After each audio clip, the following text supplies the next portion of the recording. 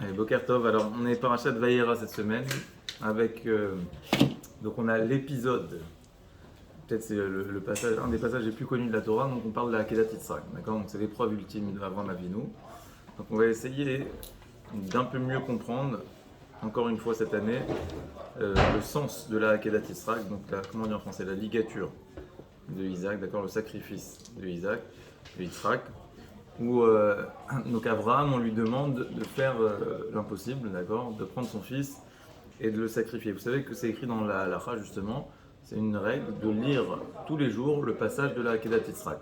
Donc c'est comme ça, ça fait partie même de la tefila, d'accord. C'est un passage, c'est des introductions à la tefila en fait, quand on fait la tefila.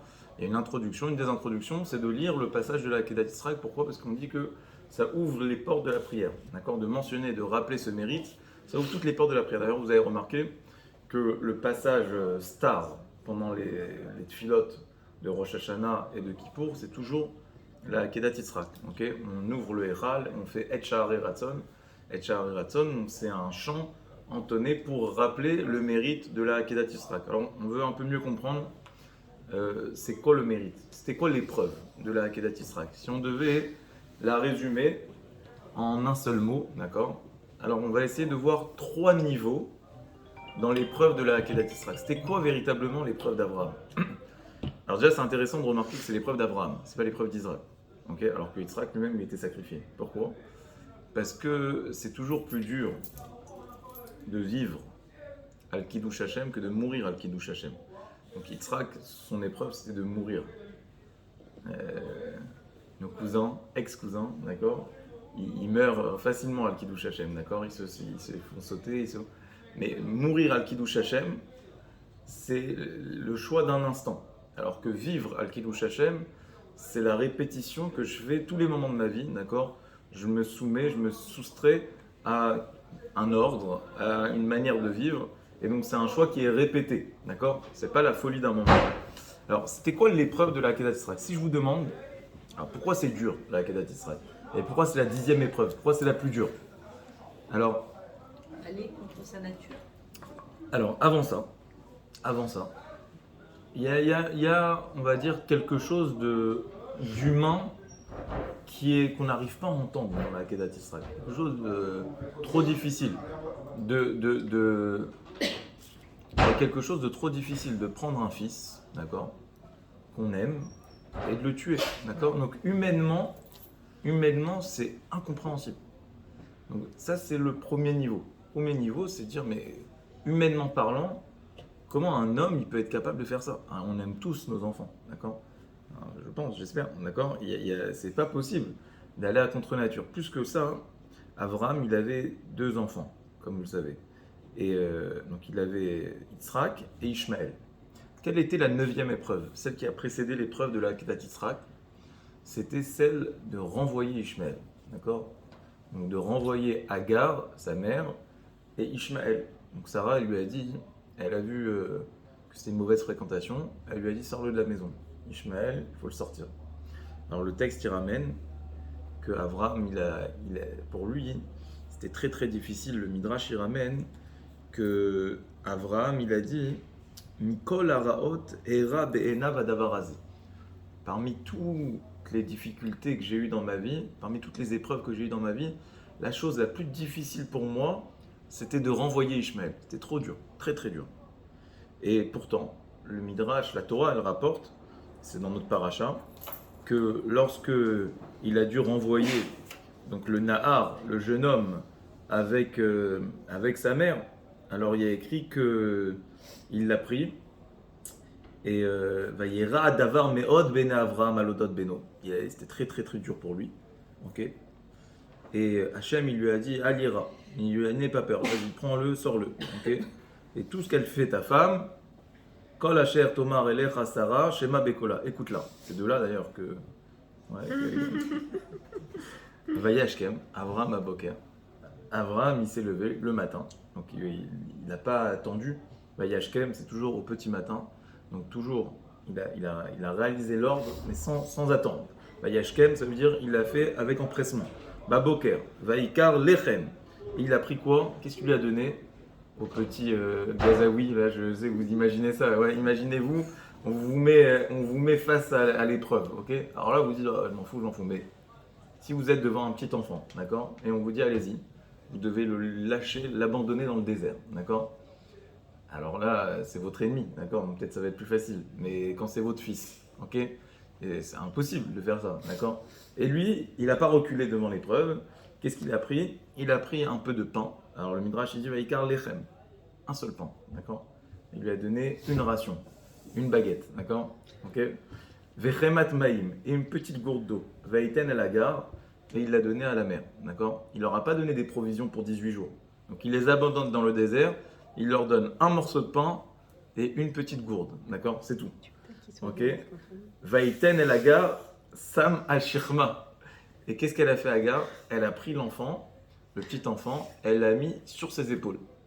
Alors il dit, il lui a pas donné de voiture, chauffeur et compagnie, il lui a pas donné un âne pour les conduire, non. Il les a laissés comme ça aux portes du désert et ils avaient rien. Ils avaient rien, pas de voiture, enfin pas de, voilà, pas de moyen de locomotion, rien à manger, rien à boire et il les abandonne là-bas. Et pourquoi elle l'a mis sur ses épaules? Pourquoi elle l'a pas fait marcher? Alors le Midrash il dit parce qu'il était malade. Donc imaginez-vous l'horreur du moment, d'accord? J'ai un enfant qui est malade, je leur donne rien à manger, je les abandonne dans le désert, et après on se demande pourquoi ils me détestent. Mais... ah, ce que ok. Non, en tout cas, Avram il a réussi. Il a réussi à faire cette épreuve. Et pourtant, regardez comme c'est incroyable. Ok. Juste après, donc ça c'est la 9e épreuve d'Abraham, 10e épreuve d'Abraham, on arrive, c'est quoi? C'est la Akedat Yisraël, la fameuse Akedat Yisraël. Et là, Hachem il lui dit à Abraham, il lui dit prends ton fils. Ok, vayi achar devarim haele. Après tout ça, va Elohim nisa et Abraham. Abraham, Hachem il a éprouvé Abraham. Alors Hachem il nous explique, j'ai oublié de dire ça, c'est comment il a fait Abraham pour faire ça, d'accord? Pour être autant cruel avec son fils, c'est son fils. Surtout que c'est comme sa nature. Très bien. Alors, le Midrash, il dit, parce qu'Abraham, en vrai, il détestait Ishmaël. Pourquoi il le détestait? Il détestait son fils parce que c'était un rachat. Donc, il ne pouvait pas supporter de voir un enfant rachat aux yeux d'Hachem. Donc, il le détestait. On va dire, c'est fou, ouais. Imaginez, vous avez un enfant. Ouais, il se conduit mal. Ouais, c'est pas pour autant que vous allez le détester. Alors, sur ça, la Torah, elle continue. Écoutez ce qu'elle dit, la Torah. La Torah, elle nous dit que Hachem, il a dit à Abraham, tu vas prendre ton fils, va Yomer, Karna et Bincha. Il lui a dit, vas-y, prends ton fils. Et Yechidecha, le seul, l'unique, Ashera Hafta, que tu as aimé. 3 choses, il lui dit. Alors là, Abraham, il ne savait pas de qui on parlait. Il lui a dit, prends ton fils. Il lui a dit, mais j'ai 2 fils, de qui tu prends? Parce qu'il était revenu entre temps. Et Bincha, de qui tu parles? Tu parles de Yitzhak ou de Ishmaël? Qui tu veux que je sacrifie? Alors il lui a dit, Yechidecha, ton unique. Il a dit, mais les deux, ils sont uniques à mes yeux, ouais. Si vos enfants, ils vous demandent qui tu aimes le plus, d'accord? Alors vous allez dire, mais je vous aime autant, vous êtes tous uniques à mes yeux, d'accord? Et Tiridera, l'unique. Elle a dit, mais lui, il est unique parce que chacun, il a en plus la lumière différente. Donc lui, il est enfant unique de sa mère, lui, il est enfant unique de sa mère, et j'aime les deux. Il lui a dit, non, celui que t'aimes le plus, Asher Ahafta. Il lui a dit, je les aime autant les deux. Alors il lui a dit, bon, et Yitzhak. Donc c'est pour ça qu'Hachem a précisé tout ça. Pourquoi il a fait toutes ces introductions? Parce qu'Abraham il ne comprenait pas de qui on parlait. Il était perdu. Il a dit, prends celui que t'aimes, prends ton fils, l'unique, le truc, il ne savait pas de qui on parlait. Alors le Rav Pinkus, il pose une question, il dit, je comprends pas. Là ici, Abraham, il a fait volte-face, d'accord? 10 psukim avant, on nous dit qu'Abraham détestait Ishmaël, et là on te dit qu'il l'adorait. Autant que Yitzhak, comment c'est possible? Alors il dit non, Abraham il a réussi à détester les actions de Ishmaël, mais à aimer son fils. Il a réussi à faire la part des choses. Ok? Ça veut dire qu'il avait un amour profond pour son fils. Profond. Au final, c'était son fils. Et déjà, je pense que c'est une première leçon, d'accord? Avant de parler de la Akedat Yitzhak, c'est très très dur de dissocier les actions des personnes, d'accord? Et Abraham, c'est ce qu'il a réussi à faire. Ce qu'il a réussi à faire. Et donc, à un moment de vérité, ça ressurgit. Cet amour, même si ton fils il a pu s'éloigner du chemin que tu l'as enseigné, que tu as voulu pour lui, s'il a trahi les valeurs que tu lui as inculquées, malgré tout, dans les moments de vérité, il y a un amour profond qui se réveille, qui se révèle, Et ça, c'est ce qu'on voit ici, d'accord? Que Abraham, il a été capable de chasser son fils Ishmaël, mais pour autant, lorsqu'on lui a dit le fils que tu aimes, il ne savait pas qui c'était. Il les aimait pareil. Ok? Il n'a pas dit je l'aime pas. Il a dit je l'aime autant. Mais je déteste ce qu'il est devenu. Je déteste ce qu'il fait. D'accord? Alors, quelle a été l'épreuve? Premier niveau d'épreuve, c'est ça. C'est de prendre un enfant qu'on aime, ok, qui est unique à nos yeux, et de le tuer. Et de le tuer. Là, en l'occurrence, dans la dernière épreuve, c'est de le tuer. C'est un niveau, déjà, à part entière, c'est un niveau incompréhensible. Mais après, si on va un peu plus loin, dans l'épreuve, on va se rendre compte qu'il y a un plus grand niveau. C'est quoi le deuxième niveau de l'épreuve? C'est pas ça l'épreuve ultime d'un homme, d'accord? C'est pas faire preuve de cruauté. Regarde, déjà dans la preuve numéro 9, on t'a déjà dit, c'est de la cruauté aussi, d'accord? Ça change quoi de l'abandonner et de le laisser mourir de faim ou de le tuer, d'accord? Bon. Et il les aimait autant. Donc, en quoi cette épreuve, elle est plus dure encore? Alors là, Ramim nous explique que l'épreuve de la Akedat Yitzhak, c'était ce qu'on appelle une Messirut Nefesh Rouchanit. Messirut Nefesh, ça veut dire quoi en hébreu? Ça veut dire se donner, se sacrifier pour quelque chose. Mais après, dans la vie, il y a deux manières de se sacrifier. Je peux sacrifier mon être, d'accord? Donc mon corps pour quelque chose. Je peux me donner pour quelque chose. Je peux me sacrifier littéralement pour quelque chose. Je peux mourir pour mes idées. Ça, c'est un niveau. Je me sacrifie pour ce que je pense. Et il y a un niveau plus profond. C'est sacrifier son nefesh, sacrifier son intériorité, sacrifier sa pensée, s'annuler. Et le Rav Eliyahu Louplan, il fait remarquer que ce niveau de sacrifice, il est beaucoup plus grand. Il pose une question très intéressante. Il dit, je ne comprends pas. Dans la Torah, on te parle de 10 épreuves d'Abraham. C'est laquelle la première épreuve d'Abraham? La première épreuve d'Abraham, elle n'est pas écrite dans la Torah. C'est laquelle la première épreuve? C'est le fait de se jeter dans la fournaise ardente, Ur Kasdim. Donc il a été mis à l'épreuve par Nimrod. Donc, le roi Nimrod, c'était l'empereur de l'époque, d'accord? Et c'était celui qui... Donc la pensée unique à l'époque, c'était de dire qu'il fallait se soumettre aux idoles, d'accord? Qu'il fallait adorer les idoles. Et Abraham, il a été le seul homme capable de résister à cette pensée unique. Alors Nimrod lui a dit, on va voir si tu as le courage de tes idées, saute dans la fournaise ardente, sacrifie-toi pour tes idées. Abraham, il a dit, je le fais. Et le Midrash, il raconte qu'Abraham, il a été sauvé. D'accord? Donc il s'est jeté dans la fournaise ardente, mais il a été sauvé. Il pose la question, il dit, qu'est-ce qui est plus dur entre cette épreuve, qui est la première, et la dernière, qui est celle de la Akedat Yitzhak? Alors il dit, dans la première épreuve, est-ce que Hachem lui a demandé de se jeter dans la fournaise ardente? Il ne lui a pas demandé. Personne ne lui avait parlé encore à Abraham.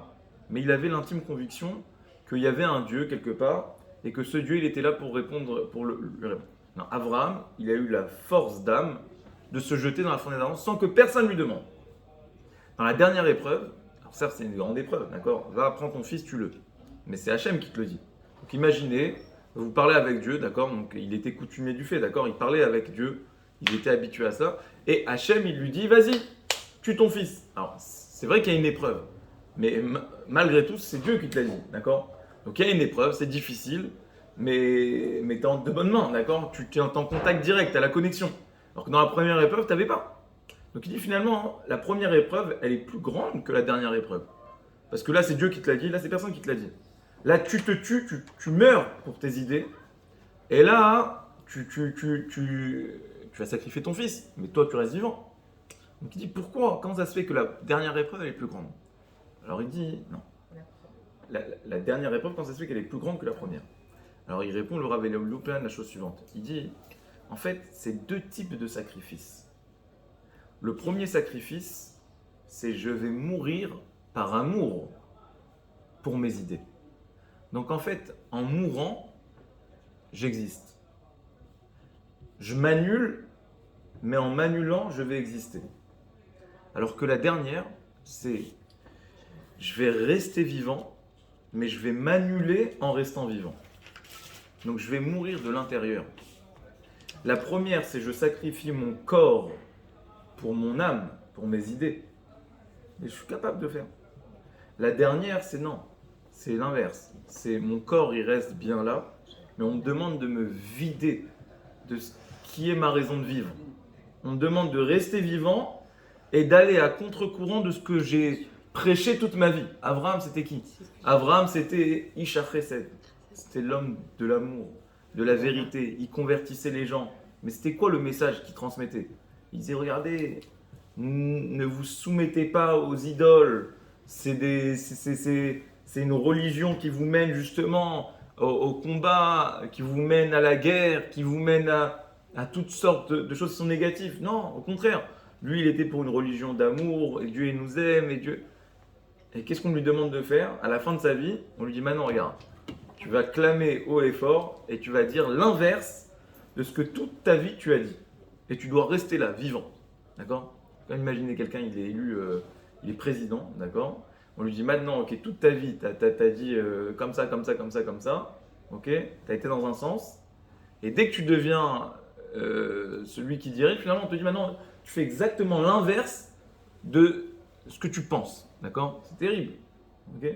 Quel est le plus grand sacrifice? Est-ce que c'est sacrifier son corps ou est-ce que c'est sacrifier son âme? Alors il dit le Rav Eliyahu Loupan, ça peut paraître contradictoire, ça peut paraître surprenant, paradoxal, mais il dit parfois c'est plus facile même de quelqu'un il va faire je sais pas moi le jeûne de la faim, ouais, pour ses idées. En fait il se sent vivant quand il fait ça, d'accord? Il se sacrifie par amour. En fait il vit de l'intérieur. Alors ok son corps il est asséché, lui il est content, il fait un effort mais il est content à l'intérieur. Alors que l'autre non, l'autre on lui dit non non non, tu es là bien en place. Mais tu dis l'inverse de ce que tu penses. C'est une mort interne terrible, d'accord? Donc voilà pourquoi le deuxième niveau, finalement, dans la Akedat Yitzhak, c'était contredire ce que j'ai été toute ma vie, d'accord? Contredire ce que j'ai été toute ma vie. Ce qu'on appelle une Messirut Nefesh Rouchanit, d'accord? C'est se sacrifier, mais sacrifier le Nefesh, sacrifier ce qu'on a à l'intérieur. Troisième niveau de la Akedat Yitzhak, ça c'est le niveau ultime. Le niveau ultime de la Akedat Yitzhak, et c'est ça. C'est en cela que la Akedat Yitzhak, ça a été l'épreuve des épreuves, d'accord? Si je vous demande, c'est quoi, qu'est-ce qu'il peut y avoir de plus dur que ça? Ouais. Et qu'est-ce qu'il y avait de plus dur que ça dans l'épreuve de la Akedat Yitzhak? Alors, Chachamim, il nous faut remarquer, il y a un midrash qui dit Amar lefanav, ribon kol haolamim. Ouais.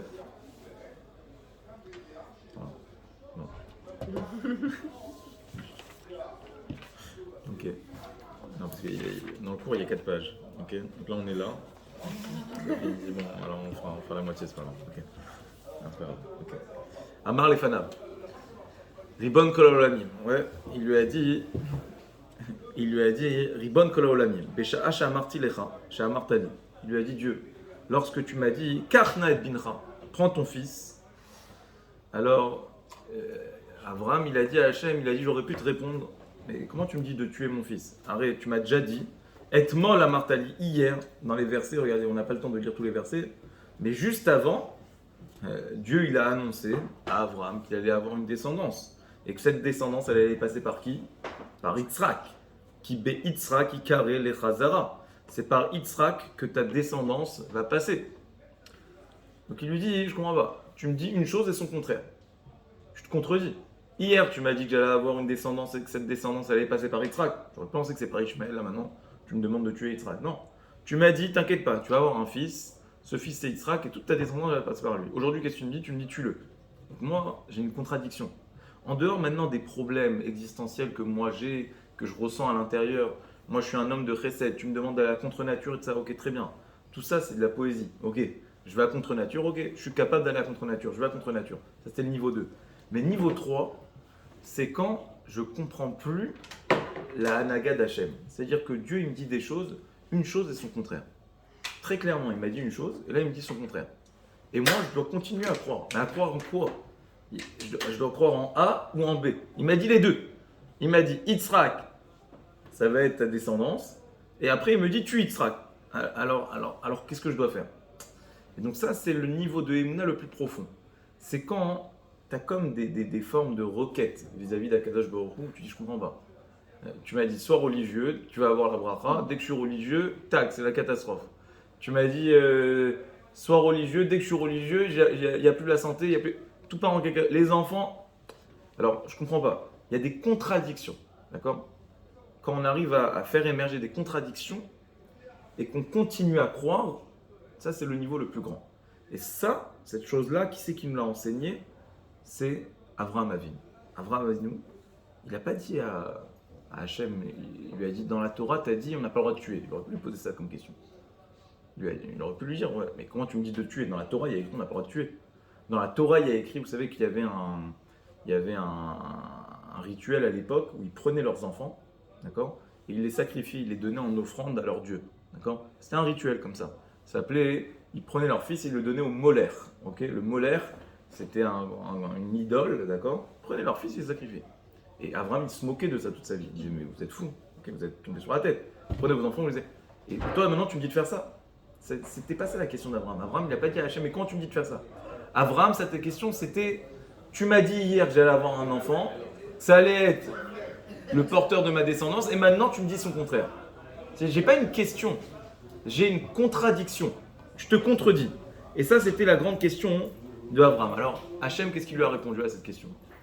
Il lui a dit, alors j'essaie de raccourcir, il lui a dit non, t'inquiète pas, je vais tout expliquer. Après coup, lorsque Dieu il est monté, d'accord. Donc finalement, vous connaissez l'histoire qui s'est passée au final. Alors, Hachem, il y a un malard qui est descendu, il lui a dit non, Al Tishlach Yadecha al Nahar, ne touche pas à l'enfant, ne fais rien du tout. Abraham, il a levé la tête, qu'est-ce qu'il a vu juste après? Il a vu un Aïl Echa Nechaz Vesevar Bekarnav, il a vu donc un bélier qui était empêtré dans un buisson, il l'a pris et il a fait le sacrifice à la place de Yitzhak. Ça, c'est l'histoire. Maintenant, après coup, Hachem lui a dit je vais t'expliquer. Lorsque je t'ai dit de prendre ton fils et de l'amener en sacrifice, je t'ai jamais dit de le tuer. Je t'ai simplement dit de le monter et de le redescendre. Revérifie bien le texte, tu verras qu'à aucun moment je t'ai dit de le tuer. Moi je t'ai juste dit Ve'ale ou Léola, monte-le pour le préparer, le destiner à un sacrifice et après redescends-le. Donc en fait c'était du bluff. Alors là on comprend plus. Ça veut dire, Hachem, il joue avec Abraham, en fait. Il lui fait c'est un coup de vis, d'accord. Ça veut dire, il lui dit, regarde, il y avait un petit astérisque dans le contrat, d'accord. En fait, il n'y avait pas écrit tue-le, il y avait écrit monte-le. Donc, il y a eu confusion, d'accord. Tu t'es trompé, je t'ai fait peur, tout va bien finalement, ok. C'est quoi, Hachem, il joue avec Abraham, c'est quoi cette histoire? Et plus que ça, la vraie question, et c'est ça le point central peut-être de mon propos, c'est là où je voulais en arriver, c'est... Finalement, on a l'impression que la Kedat Yisraël, c'était un jeu, d'accord. Il a fait semblant à Hachem, il a réussi, ça a bien fait peur à Abraham, il a voulu voir s'il allait résister à la tentation jusqu'au bout, et Abraham, il a marché, ok. Alors maintenant, je vous pose une question, comment il a réagi Abraham après? Une fois qu'il a découvert la grande mascarade, le grand jeu d'Hachem, qu'est-ce qu'il a fait Abraham? Alors le Midrash, il dit, Abraham, il y a écrit dans la Torah, Al ta'as lo meuma. Le malach, il a dit à Abraham, ne fais rien à l'enfant. Pourquoi il lui dit ne fais rien à l'enfant? Ça y est, tu m'as dit ne le tue pas. Pourquoi il a besoin de rajouter ne fais rien à l'enfant? Alors le Midrash il raconte que Abraham, il a dit quoi? Tout ça on a fait pour rien. Viens, on s'amuse un petit peu, viens, on fait quelque chose, d'accord? Qu'est-ce qu'il a fait Abraham? Abraham il a dit je vais faire une petite raboura, quand même, ok. Je vais pas le tuer, t'inquiète pas. Mais quand même, je vais lui faire une petite blessure, d'accord? Comme ça, on a fait quelque chose, d'accord? Je vais sortir une petite goutte de sang. Il lui a dit non. Alta Aslo Meuma ne lui fait rien. Ok? Alors, on ne comprend pas vraiment à quoi il joue Abraham là ici. Ok, ça y est. Hachem, il t'a dit, le malard, il t'a dit ne lui fait rien. Et toi, non, malgré tout, tu persistes. Tu dis non, je vais lui faire quand même une petite blessure. On a l'impression que ça te faisait plaisir ou quoi? C'est quoi l'idée qu'il y a ici? Deuxième question. Il y a écrit. Alors, Abraham, ok, non, il n'a pas réussi sur son fils. Mais Abraham, il s'entête, il continue, il persiste, d'accord? Qu'est-ce qu'il fait? Une fois que Hachem lui dit ne fais rien à ton fils, Abraham, il lève la tête et il voit le bélier. Ah, il dit magnifique, je vais faire la hola avec le bélier. Pourquoi il fait ça? Pourquoi ça sert? Hachem t'a dit qu'au final, je voulais pas, d'accord? Je voulais juste voir si tu étais capable de faire. À quoi ça sert de faire avec le bélier? Ça sert à rien maintenant. C'est quoi? C'est un jeu. À la place de Yitzhak, tu fais un bélier, qu'est-ce que ça change? Alors le Midrash, il raconte que Abraham, il a pris à la place du bélier, il a pris le bélier à la place de son fils, Tachat Beno. Et plus que ça, chaque action qu'il faisait Abraham, il y a écrit que Maou Tachat Beno, qu'est-ce que ça veut dire à la place de son fils? Al-Kol Avoda She'asam Imenu, sur chaque action qu'il effectuait, sur chaque étape du sacrifice qu'il faisait sur la bête, Ayam Itpalel, il priait et il disait Yehi Ratson, voilà, que mon vœu soit exaucé, Shetehe, Zo Kiilu Asuya Bebeni, que ce soit comme si je l'avais fait sur mon fils. Donc il faisait le dépeçage de la bête, ok, voilà. Il enlevait la peau, après il coupait en morceaux, et il disait chaque action qu'il faisait, il pensait. C'est comme si je l'ai fait sur mon enfant, d'accord? Chaque action qu'il faisait, d'accord? Alors, on ne comprend pas vraiment. C'est quoi la pertinence de tout ça? Hachem, il t'a dit fais, après il t'a dit ne fais pas, ça y est, sauvé. Normalement, Abraham il aurait dû dire bon, merci Hachem, ok, tout s'est bien fini, pourquoi on continue comme ça? Alors, la réponse, je pense que c'est vraiment le principe de la Akedat Yitzhak, d'accord? Et on disait en introduction qu'on mentionne cette fila au début de notre prière pour ouvrir les portes de la prière. On mentionne la Akedat Yitzhak à Rosh Hashanah et à Kippour parce que c'est un mérite qu'on veut se rappeler parce qu'il nous accompagne toute l'année. C'est quoi le vrai mérite de la Akedat Yitzhak? Le vrai mérite de la Akedat Yitzhak, c'est le suivant. Le mérite de la Akedat Yitzhak, c'est que parfois dans la vie, on veut faire des choses dans notre tête, mais on ne peut pas les faire. Ça ne marche pas. Ça veut dire qu'il y a comme une, je sais pas comment on dit comme ça, une dichotomie, on dit. Bon, en tout cas, il y a un grand écart entre ce qu'on pense et ce qu'on est capable de faire. Dans notre tête, on est convaincu de la vérité, on est convaincu de certaines vérités. On est parfois extrémiste dans sa tête. Mais dans l'action, on est comme paralysé. C'est pas possible. Parce que je vis dans un monde, si c'est ma famille, c'est mon environnement, c'est mon éducation, c'est mon passé, je ne peux pas me renier du tout au tout. Ou si c'est mes forces, tout simplement spirituelles, je ne suis pas capable de faire ce que je pense. J'arrive pas. Voilà. Je n'arrive pas à faire ce que je pense. J'ai beau vouloir jusqu'au bout, c'est pas possible. Et là, Abraham, il nous apprend une leçon. Et il nous dit, sache que dans la vie, quand c'est pas possible, alors ne fais pas rien. On fait quelque chose. Même si c'est pas ce que tu penses, fais quelque chose. Pourquoi? Parce qu'il y a toujours deux options dans la vie. Parfois, on veut et on ne peut pas. Et on est de bonne foi. Et parfois, on dit qu'on ne peut pas et on dit qu'on veut. Et en fait, le fait de ne pas pouvoir, c'est notre prétexte qui nous permet de dire qu'on veut. Ça veut dire que parfois, on est de mauvaise foi. Et on dit non, mais je peux pas, c'est impossible. Mais en vrai, parfois, tu dis je peux pas, mais parce que tu veux pas vraiment. Tu veux pas vraiment. Et les deux sont possibles. Parfois, on veut pour de vrai jusqu'au bout et on ne peut pas. Et parfois, non, parfois, c'est pas vrai. Parfois, c'est un prétexte. On dit qu'on peut pas et on fait pas et on se cache derrière le fait de ne pas pouvoir parce qu'on veut pas vraiment.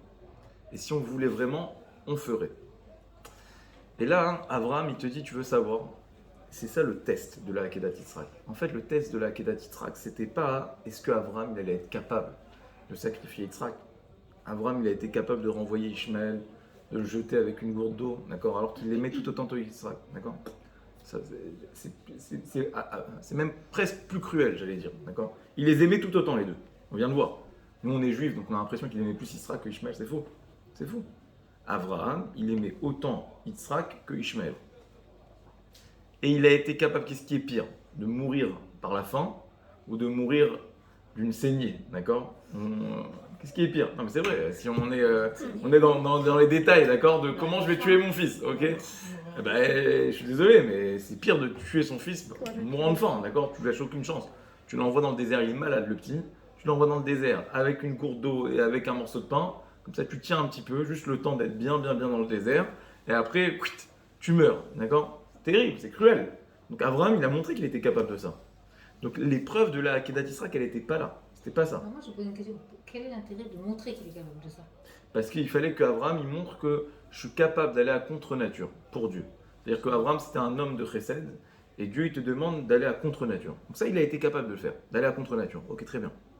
Après Hachem il rétablit l'équilibre. Il l'a pas laissé mourir Ishmaël et Yitzhak non plus il l'a pas laissé mourir. Mais toi tu as montré que tu es capable d'aller à contre-nature. Ça c'était le niveau 2. Niveau 3 c'est pas ça. Niveau 3 c'est ok. Ça je suis capable tout ça. C'est un petit jeu d'enfant, d'accord? Un jeu d'enfant, non, je sais pas, c'est malvenu de dire ça là, quand on parle de tuer un enfant, mais en tout cas, ça, je suis capable. Mais la question, c'est Hachem, où est-ce qu'il l'attendait? Et c'est ça le vice de la Akedat Yisraël, c'est Hachem, il attend. Une fois que je t'ai dit, bon, finalement c'est bon, ok, tu peux pas, t'as raison, et je te demande pas de le faire. Est-ce que Abraham, il va faire un petit truc, ou il va rien faire?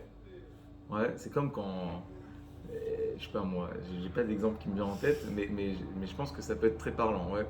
Parfois, il y a un truc qu'on doit faire, d'accord? Et on dit qu'on veut le faire. Et au dernier moment, finalement, finalement, il n'y a plus besoin. Ouais. Est-ce que tu fais rien? Tu dis, ah, merci mon Dieu, ok, bon, je fais rien du tout. Ou non, tu vas faire un petit geste pour montrer que tu voulais vraiment le faire. Ouais, tu vas accompagner quand même, tu vas faire un petit truc, ok? Bon, voilà, ça s'est annulé, mais je vais essayer de faire un petit quelque chose, symbolique, significatif, d'accord? Et bien, c'est là que tu montres, en fait, est-ce que tu voulais véritablement le faire, seulement tu le fais pas, parce que c'est pas possible, ou non, en vrai, tu voulais pas le faire. C'est ça la vraie question. C'est ça la vraie question. Et c'est ça la question qui était posée à Abraham. Est-ce qu'une fois que je t'ai dit ne fais pas, malgré tout tu continues ou tu fais rien? C'est pour ça qu'Abraham il continue, parce qu'il sait que Hachem en fait il attend ici. Est-ce que Hachem, il attend de voir? Est-ce que je vais faire quelque chose? Est-ce que je veux vraiment le faire ou je voulais pas le faire? Et donc c'est pour ça que le Haïl, le bélier, elle est là l'épreuve. Est-ce que tu vas lever la tête, Abraham, et tu vas regarder si malgré tout il y a une possibilité de le faire? Tu vas chercher à faire un petit quelque chose où tu vas dire ah, merci mon Dieu que j'ai rien à faire, d'accord? Et on est tous confrontés à ça dans sa vie. Voilà, parfois on a envie d'avancer, c'est trop dur. Alors on dit bon, alors à quoi ça sert de faire? Donc je fais rien, d'accord? Voilà, tu fais un petit truc. Et c'est quoi le miracle de la Akedat Yisraël? C'est ça le mérite de la Akedat Yisraël. C'est que Hachem, il va rentrer toutes tes kavanotes, toute ta volonté. On est dans le monde de l'action. Si on ne fait rien, il ne se passe rien, on n'avance pas. Mais parfois on fait des actions mais qui sont trop petites par rapport à nos ambitions. Mais Hachem, il te dit, tu m'ouvres un petit trou de la taille d'un chat d'une aiguille, et moi je t'ouvrirai les portes d'un grand palais, d'accord? Oulam, Pitrochel Oulam. C'est-à-dire que Hachem, il te dit parfois, et c'est ça le mérite de la Akedat Yisraël, si ta kavana elle est pure, elle est intense, elle est vraie, elle est jusqu'au boutiste, d'accord? Mais ok, dans l'action, tu n'arrives pas, mais tu as fait un petit truc, tu as fait quelque chose, tu n'as pas rien fait. Je fais quelque chose. Je mets toute ma kavana là-dedans, dans ce petit. Mais ton action, elle déborde d'intention. Ton intention est plus grande que ton action. Et tu le fais. Alors Hachem, il te récompense, il te dit, je vais considérer que c'est comme si tu avais fait la grande action. Et c'est pour ça, je ne sais pas si c'est vrai ça. Mais vous savez, en hébreu, comment on dit faire semblant? On dit keilou. Keilou, c'est keilou. D'accord? Keilou, ça veut dire comme si. Tu fais comme si. Et c'est intéressant de voir, je ne l'ai pas vu écrit, d'accord? Mais ça m'a fait tilt, ok? Que le mot, dans la Mishnah, on dit qu'il y a 10 choses qui ont été créées Beben Hashmashot à la fin de la 6e journée de la création. Ben Hashmashot, c'est l'entrée du Shabbat. Vous voyez, la fin, début du Shabbat, comme ça, on a créé 10 choses. Parmi ces 10 choses, la dernière chose que Dieu a créée, parmi ces 10 créations, c'est quoi? C'est Ke, c'est Eilo Shel Avram Avinu. C'est le bélier de Avram Avinu. Donc, ça veut dire que Keilou en hébreu, ça veut dire comme si, et le bélier, ça se dit Keilou, c'est les mêmes lettres. Vous voyez? Pourquoi? Parce que dans ce bélier, il y a inscrit en essence ce principe même de faire semblant, de faire comme si. Si tu as une kavana qui est grande et qui est intense, alors Hachem il te considère comme si. C'est comme si. C'est quoi cette histoire que il y a 10 choses qui ont été créées Beben Hashmashot? qu'il y a 10 choses qui ont été créées à l'entrée du Shabbat. C'est quoi les 10 choses qui ont été créées à l'entrée du Shabbat? Est-ce que vous savez, c'est quoi les 10 créations qui ont finalement qui ont permis de parfaire la création? C'est quoi les... Alors, la Mishnah, elle dit qu'il y a... Hachem, il a créé 10 créatures exceptionnelles qui sortaient de l'ordinaire. Il a créé, par exemple, Pi Ha'aton, l'ânesse de Bilam. Vous vous souvenez que l'ânesse de Bilam, elle parlait. Il a créé Pi Ha'be'er, il a créé le puits de Myriam. Il a créé Pi Ha'aretz, il a créé l'ouverture de la terre dans laquelle toute l'assemblée de Korach a été engloutie. Il a créé l'arc-en-ciel. Il a créé la manne. Et ainsi de suite, il y a une liste comme ça détaillée de 10 choses qui ont été créées pile à l'entrée du Shabbat. C'est-à-dire que Dieu, il avait tout créé, tout fini. Il a dit, ah, j'ai oublié 10 choses, d'accord? Et il a créé ces 10 choses-là. Quelle est la 10e chose, on vient de le dire? C'est le bélier que Abraham Avinu a sacrifié pendant la Kedat Israël.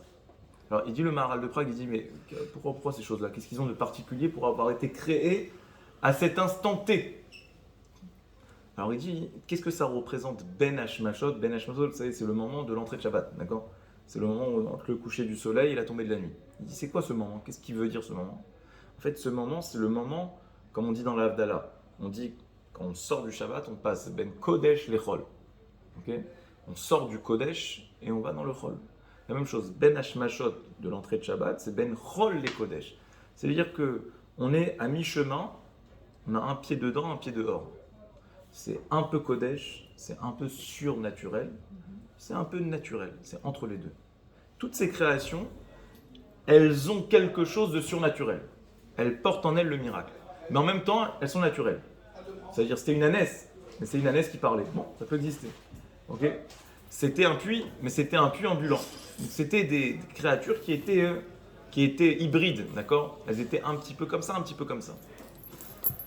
Je vous demande, qu'est-ce qu'il a de surnaturel, le bélier de Abraham Avinu? Il n'y avait rien de surnaturel. Il était là, à un moment, bon, le pauvre, lui, enfin non, pas le pauvre, ok, mais en tout cas, il n'y avait rien de surnaturel dans le bélier de Abraham Avinu qui a été sacrifié. Donc pourquoi il est rentré dans cette catégorie d'éléments surnaturels qui ont été créés pile à l'entrée du Shabbat? Réponse, qu'est-ce qu'il y a de surnaturel dans ce bélier? Et c'est ça le miracle de la Kedat Yitzhak, c'est que ce bélier, il porte en lui la trace de petites actions qui vont porter en elles la trace d'une spiritualité beaucoup plus grande. Dans ce bélier, c'est une petite action, c'est un petit bélier, c'est pas Yitzhak. Mais Hachem, il va la considérer comme si c'était le fils qui avait été sacrifié. Donc il y a quelque chose de spirituel qui est plus grand que le naturel qui est porté par ce bélier. Et c'est pour ça que le Midrash, il dit, je finis avec ça, le Midrash, il dit, qu'est-ce qu'on a fait de ce bélier? Ce bélier, il a été réutilisé par la suite dans l'histoire. Qu'est-ce qu'on en a fait de ce bélier? Et le Midrash, il détaille. Il dit des guidines de ce bélier, les nerfs de ce bélier ont été réutilisés pour en faire les fils qui vont servir à la harpe de David Améler. La peau du bélier, elle va être réutilisée pour en faire le manteau qui a servi à Eliaou Hanavi lorsqu'il a fait face à tous ses détracteurs. Les cornes du bélier seront réutilisées. La corne gauche, il y a écrit qu'elle va être réutilisée au moment de Kiyat Shofar, au moment du Mahamad Har Sinaï, au moment où on a reçu la Torah. Il y a écrit qu'on a entendu le son du shofar. Alors c'est la corne gauche du bélier de Abraham Avinu qui a été réutilisée. Et la corne droite, elle est plus grande que celle de gauche, elle sera réutilisée, la Tidlavo, lorsque le Mashiach va se présenter à nous. Alors qu'est-ce que ça veut dire? Qu'est-ce que ça veut dire ce midrash? Qu'on prend les différents morceaux du bélier et on les réutilise dans l'histoire. Qu'est-ce que ça veut dire? Développement durable. En fait, l'idée c'est la suivante, c'est que tous ces exemples qui nous sont donnés, c'est des petites choses, mais qui portent en elles un éveil beaucoup plus grand. Regardez le shofar. Le shofar, c'est quoi? On sonne dans une trompette, d'accord? C'est tout ce qu'on fait. Mais grâce à ce son, on peut éveiller en nous quelque chose de beaucoup plus grand qui va nous porter toute l'année. On vit parfois au son du shofar. Donc par une petite action, par un petit son, on fait naître en nous un son intérieur beaucoup plus grand, qui va résonner en nous toute l'année. Ça, c'est le mérite de la Akedat Israël. Je fais un petit quelque chose, je fais pas rien. Je fais un petit quelque chose qui va m'accompagner. La même chose, la harpe de David, c'est les Teilim. Avec des Teilim, parfois, on n'a pas conscience comment dans des mots, voilà, des petits mots, des petites phrases, des petits textes, on va faire bouger les choses. Par cette mélodie qu'on va entonner des des Teilim, ça va être décuplé. Ça, c'est le sens de la Kedat Israël. Et c'est pour ça qu'on dit qu'on a réutilisé ce bélier finalement, parce que ce bélier, à l'infini, va se réutiliser. À l'infini des petites actions qu'on va faire, on va le réutiliser pour faire des grandes choses. Voilà, Bezrat Hashem, que le srout de la Kedat Israël il nous accompagne, et que jamais, jamais, jamais, on tombe dans... Parce que c'est ça le message, je le résume en un seul mot, c'est quand on veut et qu'on ne peut pas, alors on fait quelque chose. On ne fait pas rien. Okay, parce que sinon, ça veut dire qu'on ne veut pas. Voilà, Chazak Baruch.